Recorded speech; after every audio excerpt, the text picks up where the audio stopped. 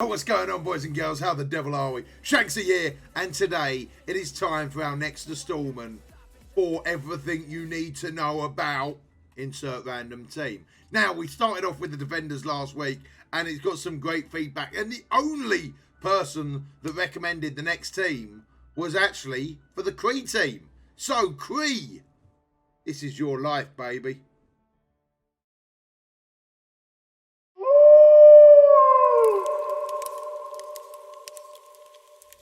Yo, what is going on, guys and girls? How the devil are we? Shanksy here, and as I've already said, we are going to be taking an in-depth look today at the Kree team. And I've got to be honest, the Kree team have had one hell of a curve, almost opposite to the defenders, where they actually become fairly relevant. Not like, don't get me wrong. Don't get me wrong. I ain't saying invest in Kree. All right? I'm not saying that. But they're not a bad team to have as a backup. They're not a bad team to punch across on a few teams. They're not a bad team to, you know, when, like, for example, when I use them in war, is when I'm coming up across a team that I don't want to use one of my guys that can punch up on it. You know, I don't want to be using like a 250k team to deal with a 200k team. I don't want to be using a 300k team to deal with like a 220k team. My Kree are the ones where I'm like, well, you look fairly awkward, you'll do. And they've actually got a fairly good kit where in the beginning they started off absolutely useless. Absolutely useless. Literally, Ronan was trash. And I'm talking like he was the worst character in the game. He got a massive buff recently. Well, I say a massive buff. He got a bit of love recently. So now his primary target deal clears 2 positive effects from the primary target and attacks the primary target for a decent amount of damage plus a little bit of piercing, and the attack is unavoidable.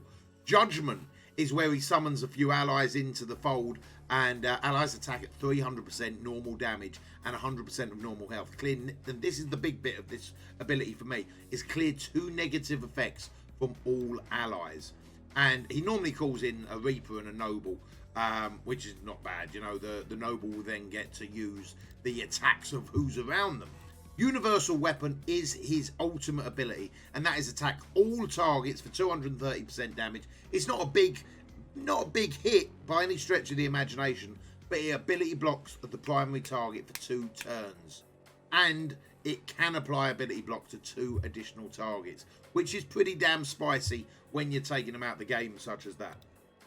Accuser is his ultimate ability. When this character or Kree ally gains energy, they fill the speed bar by 20% and are healed for 2,800 health and 15% of this character's max health. This effect may be triggered by another passive.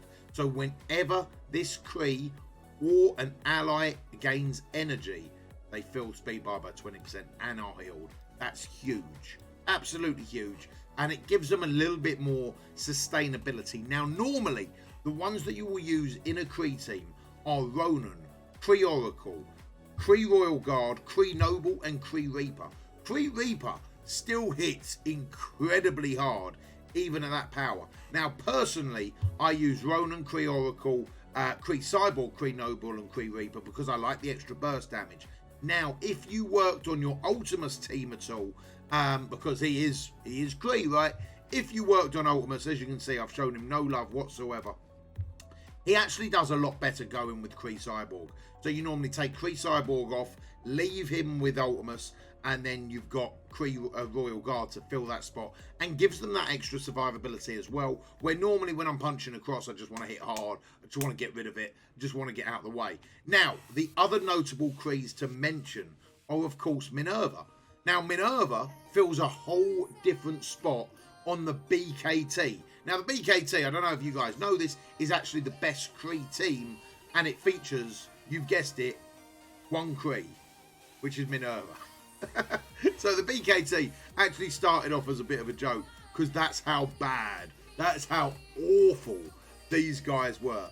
Now, you need to farm out the Kree minions to be able to unlock Nick Fury. Now, Nick Fury, of course, being the legendary for S.H.I.E.L.D. and absolutely a linchpin in that team.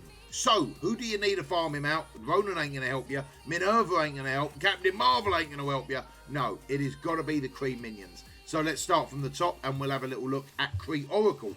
Kree Energy Pistol is his primary ability. That's attack primary target for 270% damage, plus 80% chance to generate 1 ability energy to a random ally.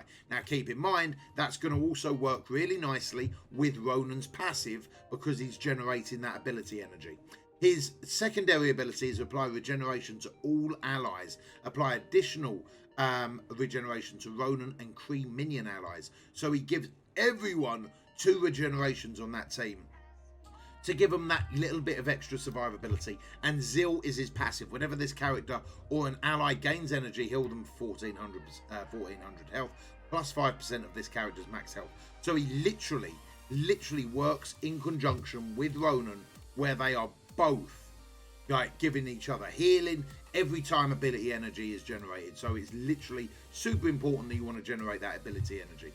Then you go on to Kree Royal card. Now keep in mind, this is not one that I use on my team, but attack primary target for 180% damage, 50% chance to gain counter. At tier 4s, he always gains counter. Let's be fair, you're never going to tier 4 him. Gain taunt and defense up. Apply defense up to all Kree allies. He'll sell for 1300 health, plus 10% of max health. If Ronan is an ally, he'll for an additional 1300 health, plus 10% of max health. So he pretty much fully heals himself when Ronan is an ally. Now, Royal Guard Armor is his ultimate ability, and while in taunt, when attacked, 50% chance to generate 1 ability energy for a random Kree ally.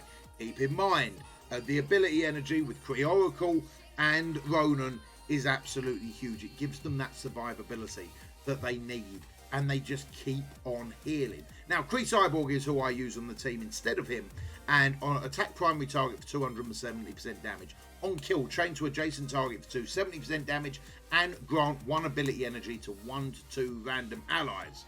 Again, generating all of that extra ability energy. Auto target is attack primary target for 310% damage, plus 80% chance to gain a bonus attack for 260. This hits like a truck. This hits like an absolute truck, and is a really solid skill. I like it a lot. Integrated Systems is his special ability, and that is on enemy taunt, or his passive ability even. On enemy taunt, 75% chance to gain offense up for 2 turns and apply offense up to Kree ally for 2 turns. Gain 5% speed per Kree ally, and on turn, copy all positive effects from an ally Ultimus to this character. Now that's why he actually goes quite nicely with Ultimus if you're not using him in your Kree team. So for example, if for some ungodly reason I started working on Ultimus, I'd probably swap out Kree Royal Guard and Cyborg, and then put Cyborg with Ultimus. Kree Noble is one of them characters that you want to position in between your heavy hitters. So for example, I've got her in position between Ronan and Kree Ravager because she calls in these assists. So Kree Sidearm is her basic ability. Attack primary target for 270% damage, 75% chance to clear a positive effect from the target, and generate 1 ability energy. Hence, you guessed it, triggering them passives off. Absolutely huge. Now, if you want to tier 4 her, which you shouldn't, it will always remove a positive effect, but you shouldn't. All right. No. Just no. Imperial Decree is her ultimate, or her only ability really, and that's apply assist now to adjacent target. If that ally is Kree, they also gain offense up, and that's why you want to put them between your 2 heavy hitters. You're either going to give Ravager offense up, or you're going to give Ronan offense up, and if he gets offense up before his ultimate, then he's going to do a little bit more damage. So that's positioning is really key for Kree Noble. Like, Kree Noble's not that great, but the positioning is super important to make the other characters even better.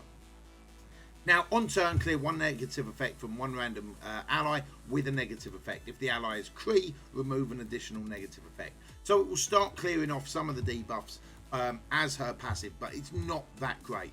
Now, Kree Reaper is one that I actually really like, man. I really like Kree Reaper. I don't know why, but Predatory Strike, attack the primary target for 270% damage, 70% chance to apply bleed. Tier 4s always apply bleed. I love Kree Reaper. Don't tier 4 her. Right, just don't.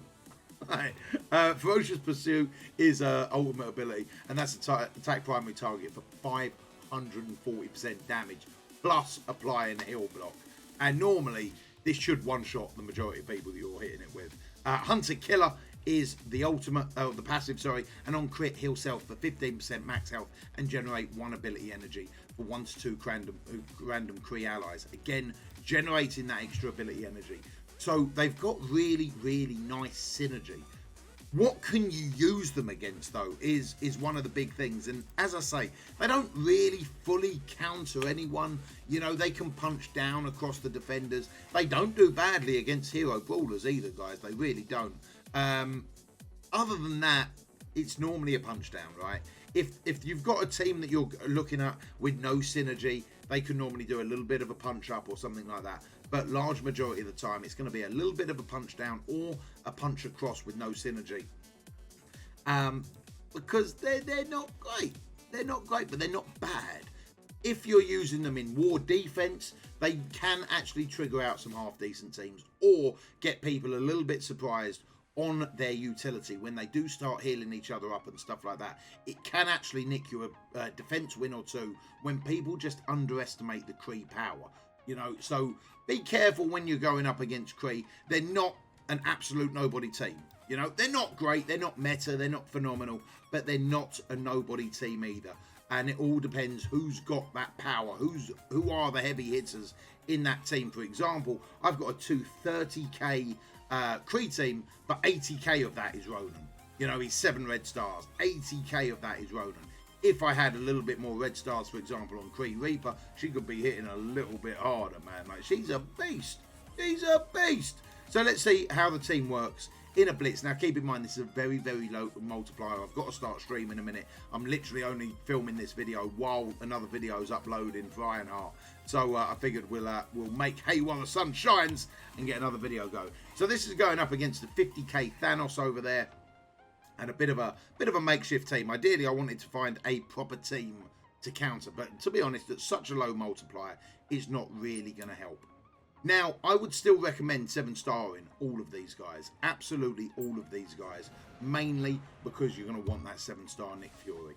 You know, Shield team, yes, they've lost a bit of place in the game. Yes, they're not as phenomenal as they once were when they first started, but make no bones about it, they ain't no mugs either. You know, they're a real solid team. So we can see here that Kree Noble got stunned straight away. So what we're going to do is clear that off, and she's now going to get a go. So we're going to target into the Deadpool, because Deadpool's passive deals extra damage to minions. So that's a big problem when you're going up against a Deadpool team, for example, and your team is literally based out of minions. Deadpool's going to hit bloody hard.